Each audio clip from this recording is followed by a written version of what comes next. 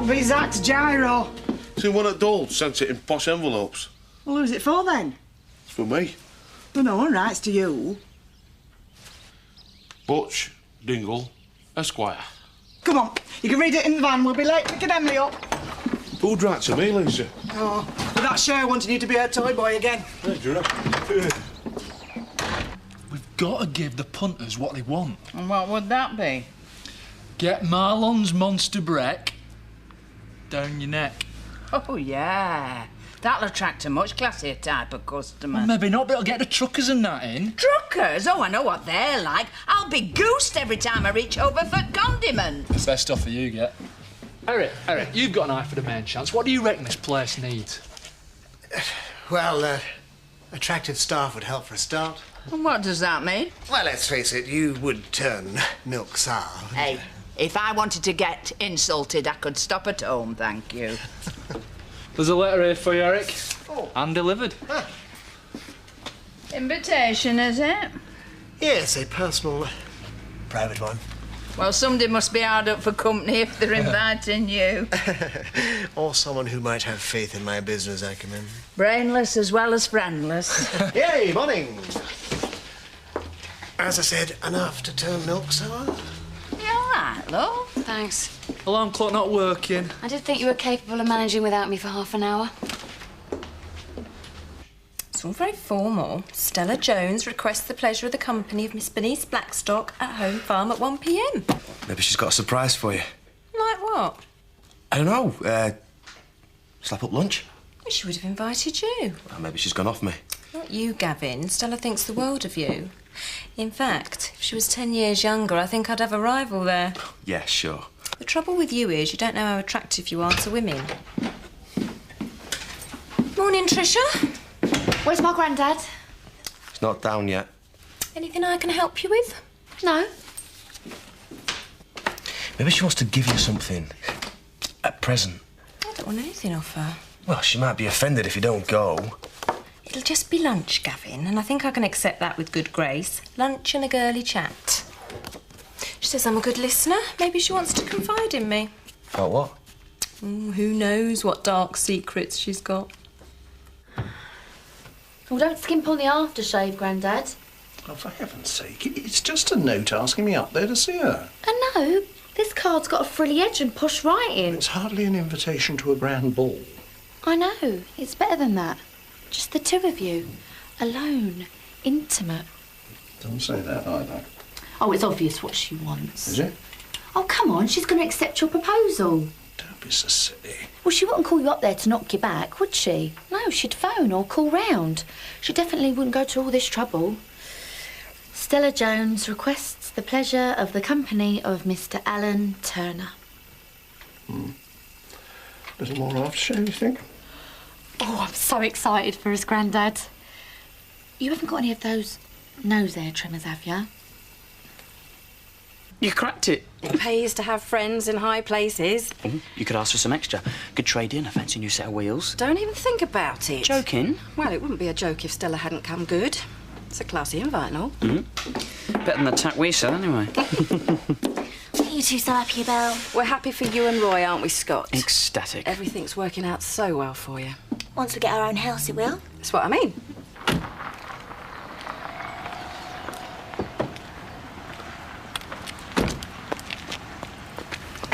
I can't find my own way to the front door. Oh, this place could be made for you and me. Stella would let me stay, wouldn't she, Grandad? Oh, why not? Well, I'll treat her like my own grandmother. Yeah, well, for heaven's sake, don't call her that. What's she doing here? Are you two following me? Feel like we've got nothing better to do. My word. Morning, all. It looks as if it's a surprise party. Yeah, we know why, don't we, Grandad? Have you rung the bell, Eric?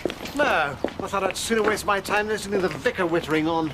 Eric's key doesn't seem to fit. We've tried the back door. I think she's pulled a bolt across or something. Hooey! Deliveries round the side entrance, thank you. I've got an invitation to see my friend Stella. Snap.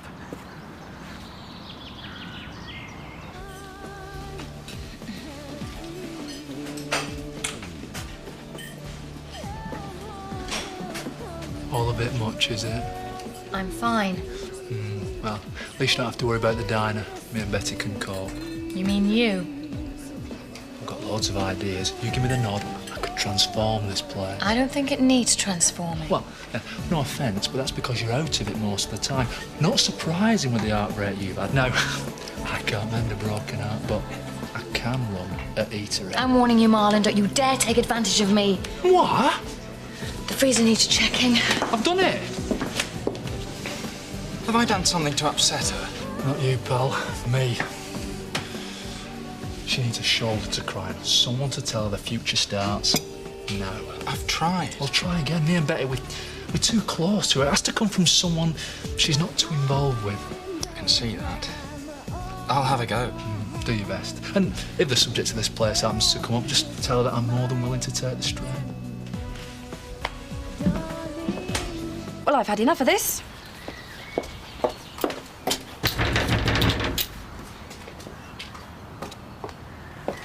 Do you think this is some kind of wind-up?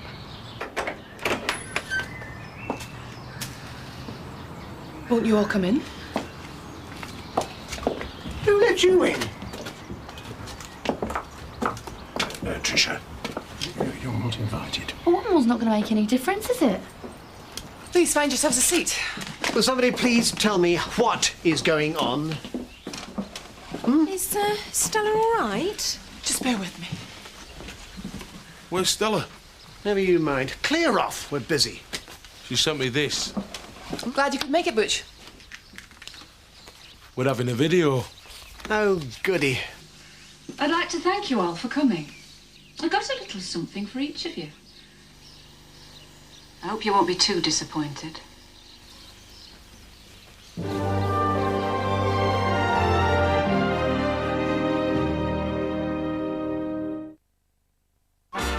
Fancy celebrating your ritzy glitzy. Away. What's happened to her? Let me explain. I could have gone, just left your lives. But I don't think that would have been fair. I owe you all something. Here it comes. Ashley. Yes. You're basically a good man, but I can't help feeling that the cosy little world you've created for yourself has become more important to you than the people you're meant to be helping. I came to you a few days ago to talk. I was desperate. I felt my life had no meaning. And maybe if you'd have listened then, I'd be sitting with you now, but your church roof fund was more important to you. No! I thought she wanted to help. I've donated the amount you asked for to famine relief. So, you have done some good, in a way. Alan and Tricia. How does she know I'm here? I imagine Tricia's invited herself along. You really ought to teach her some manners, Alan. Cheeky old bag. Because manners are something you know about. You are a real gentleman, and you've taught me a lot. But you know nothing about women. This woman, me. Oh, you were too busy planning your retirement as a country gentleman, egged on by your jumped-up granddaughter. You forgot about my needs. I mean, you may well be past the mad passion of youth, to quote you, but I most definitely am not. Shut up, Eric. I'm fond of you, Alan. Maybe it's cowardly of me to turn down your proposal like this. But it's all just got on top of me. I hope you won't take my parting gesture badly. For it'll give you a taste of the lifestyle you craved as a member of the county set. I'm giving you a lifetime subscription to Yorkshire Life. Now you, Eric. I was wrong about you. Everyone warned me you're a conniving little creep. But I said no. No one can be that bad. Well, I was wrong. Totally wrong. I gave you chances, and yet you still tried to swindle me. Well, it goes without saying. You're fired. You're doing me a service. I was going to resign anyway. Nobody liked you.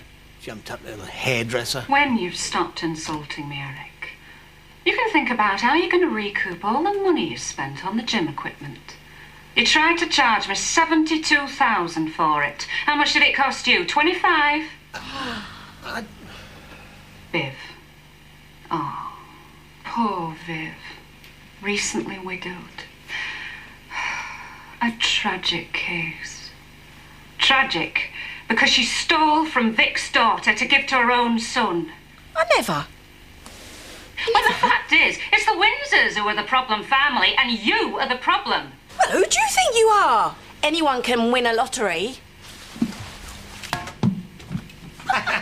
Now to someone else who befriended me. Bernice. You'll get yours now. A true friend. She was the only one who saw me for myself and not my lottery money. She never asked any favours, and she even turned down my offer of financial help. Well, you can't reject it now, Bernice, because the money you need for the deposit on the Woolpack is lodged in your bank account. £75,000. No! I know I have no right to tell you how to live your life, but you and I have more in common than you think. I really feel I should tell you that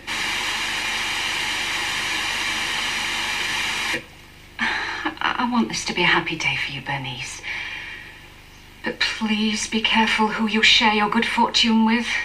I'm all right there. I've got my Gavin. And lastly, Mr. Butch Dingle. Butch. This is going to be good.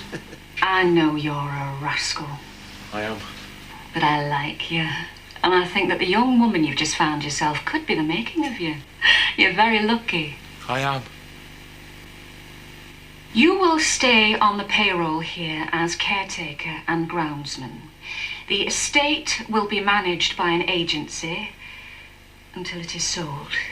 If there are any problems, see Laura, and she's got the new keys. You'll have realised that I've changed all the locks. I'm putting all my trust in you, Butch. Don't let me down. I won't. Your first duty is to get rid of anybody who stayed with me until the bitter end. Oh, and make sure you'll lock up after them. Goodbye, everybody.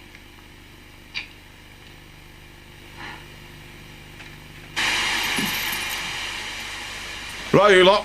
Come on. You heard the lady. Sling your hook.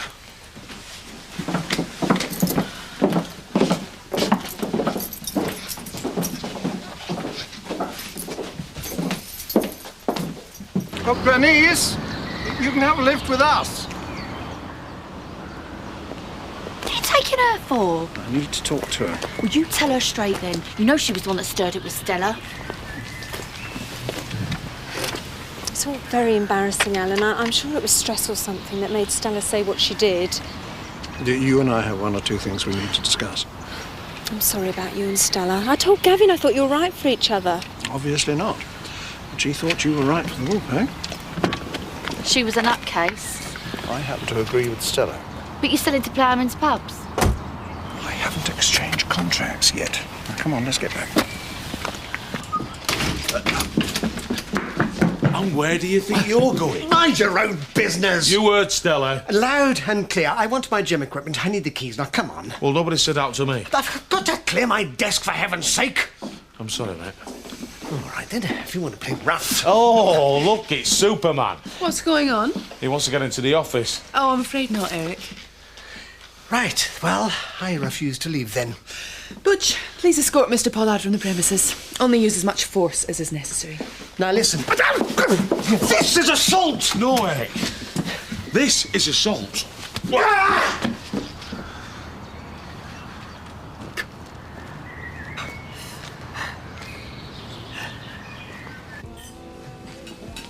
Do you see what I see, Betty?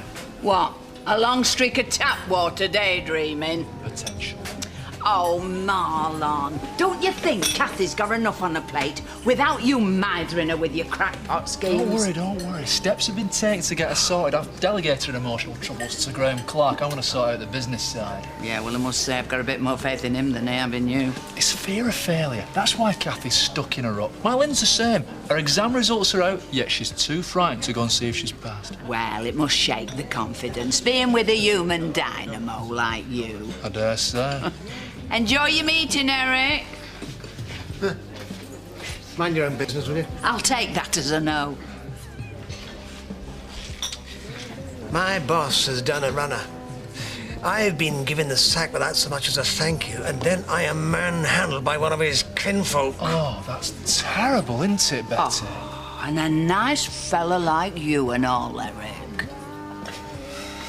Is it all right if I go, Mrs. Windsor? Has Kelly been in yet? No. It's only a matter of time. So I'll get off then. I should have seen this coming. My dad worries if I'm late. And that's what parents do. Worry. Much good it does us. Aggravation and public shame is all we get. That's what my dad says. What are you babbling on about? You said I could have the afternoons off. Well, you should have seen it. It was a right carve up at Home Farm. You were saying? I've come to pick Emily up and take her home. Take her in good riddance. And I'm warning you, I'm not standing for any gossiping in my shop. What about Mrs. Windsor? Oh, just clear off. I'll tell you later.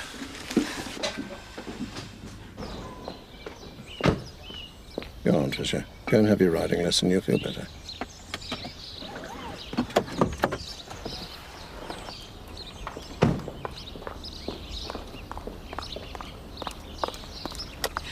You can take that mangy nag back to where it came from. I'm not going to waste my time or my money to end up with a sore bum and no prospects.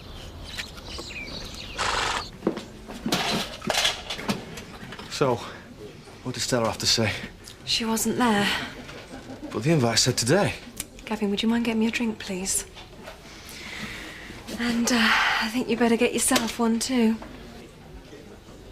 What's going on? Has she said something about me? Are you ready for this?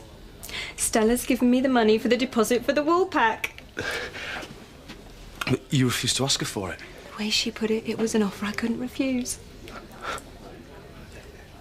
To you? To us.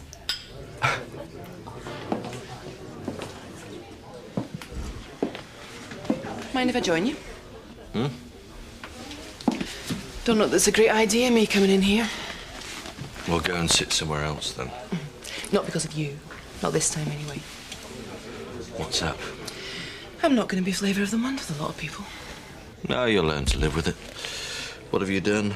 Not me, but it might be a case of shooting the messenger. Stella's decided to move on, and she's left me to deliver some parting shots. What do you mean, move on? As in leaving Home Farm? For good? It looks like it. It'll be back on the market, then. So? You're not thinking of trying to get it back?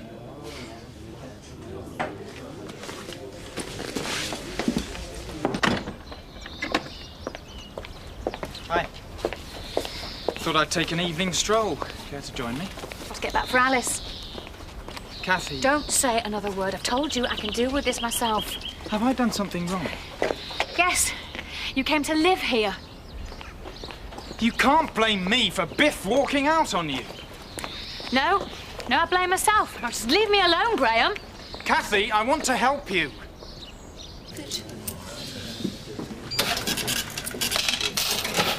Are you all right, Alan? No, of course you're not. I'm losing what I had and what I wanted to replace it with. You haven't changed your mind about selling the Woolpack? No, you needn't have any worries on that score. The place needs a breath of fresh air. Can't you just leave him alone? I was just lending Alan a friendly ear. You didn't get off scot-free, did you? I don't know what you mean. Well, her saying be careful who you share it with. She was having a dig at Gavin. It was obvious. Not to me, Tricia. The only obvious thing was Stella's assessment of you. She certainly didn't wrap it up, did she? Well, what did she mean, then? She did what? She left me in charge of the keys. Are you sure she hasn't mistaken you for someone else? No. Ask Laura. She's a brief. Oh, I don't trust lawyers. Still, makes you think, though, doesn't it? Aye. You know, maybe I'm not as bad as I thought I were, Dad. No, I won't go that far. Did you leave anything inside? Yeah, the lot. She didn't have time to move it out, did she? No. It's an open invitation. No. Well, we could move in for a bit. Sample the life of luxury. No. N-O. Now, bug off. You know, you've turned out to be a right disappointment to me.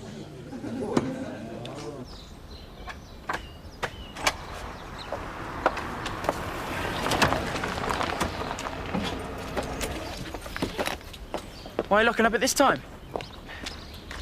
I need to see Kelly. Yes. I knew Stella can't have the money. She didn't. So how'd you raise the cash? I haven't, and that's why I need to talk to Kelly. What are you going to tell her? The truth. Yeah. I think it's about time, don't you? No. Stall her. I can't, not anymore. Oh, great. She's going to blame me. Yeah, well, you know what I think about that. Since when have you been on her side? I'm not. Yeah, well, it sounds like it. I know you're not to blame, not totally. I'm the one that promised her the money. I should have hung on to it. I need a decent car for business, and you know that. Yes, well, let's hope that's the way she sees it.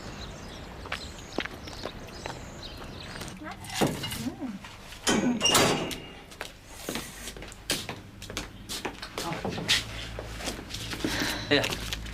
What's that? Tip from a bloke for sorting out a rattle. You're driving him nuts. Oh, you're really good. A lot of blokes would have blown it down the pub. Well, when I've got you to come home to. Nah. Next surgery's at 7. Oh, hiya. Oh, just on our way home. I've got something to say. Well, tell you. Couldn't it have waited? I need to get it off my chest, and I didn't want Donna to hear either. What's up? I've done something that I'm not very proud of. I haven't got your deposit money, and I don't know when I'm going to be able to give it to you. I was hoping to have it back by now. Get it back? From where? I'm so sorry, Kelly. Well, who's got it? It's my fault. Well, tell us. I lent it to Scott. You what? I'm sorry. My money? You gave my money to Scott without even asking? He needed it to set up his business, and, well, things just took longer than he planned. Look, I know I shouldn't have. And, of course, you're very welcome to stay at home as long as it takes. He used it to buy that car, didn't he? You honestly think we want to spend another minute with you and that scumbag son of yours? He's your brother. The only one I care about is Donna. And pity her because she's stuck with you. I've been trying. It's been so difficult since your dad died. Do you think I don't know that? If he could see what you've done now. Still, it wouldn't bother you, would it? You couldn't care less about him. You never did. You wanted him dead. No! Kelly, this isn't helping. She did. You never stopped nagging him. You even had that affair with Terry. You tried to turn Dad against me. I didn't. And now he's gone, you've stolen my money. Ugh, I've always hated you. Now everyone can see what a thieving, lying bitch you are. Ugh, I wish my dad could. Kelly, just calm down. It's not doing any good. You can't make me feel any worse than I do now. Can't I? Oh!